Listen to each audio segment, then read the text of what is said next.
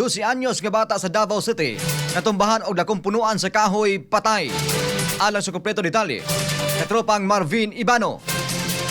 XFM Report. Dead on the spot ang usa ka 12 anyos nga batang lalaki. Human kini natumbahan og dakong punuan sa kahoy pasado alas 11 sa buntag dili pa lamang dugay sa sitio Kawayan Lower B, Barangay Tamugan, Marilog District, Davao City. Giila ang biktima nga si Angelo Laid nga residente rasab sa maong lugar. Sumala sa Marilog Police Station, mao na lamang ilang naabdan nga na-recover na ang patayng lawas sa biktima pinaagi sa miresponding Barangay Rescue Team. Base usab sa gilusad ni ining investigasyon, gibutyag sa iyaan nga si Gina nga nakit-an pa niining nagpasilong sa usa ka purok-purok ang biktima kauban ang manghud niini tungod usab sa nasinating pag-ulan sa lugar. Apan gikakurat nila dihang wala damhang kalit na tumbah ang dakong punuan sa kahoy tunong mismo sa gipasilungan sa biktima ug didto kini nadatugan rason sa iyang kamatayon. Swerte usab nga naluwas ang manghud niini taliwala sa panghitabo. Dugang butyag sa kapulisan nga usa ka ipil-ipil ang maong punuan ug gituuhang natumba kini tungod sa nasinating pag-ulan sa lugar inubanan sa kusog nga hangin. Kasamtangang nakahaya na sab sa ilang panimalay ang patayng lawas sa maong biktima. Nasayran nga padayong nakasidati og talagsa nga pag-ulan ang Davao City tungod sa epektong hatod sa localized thunderstorms ug easterlies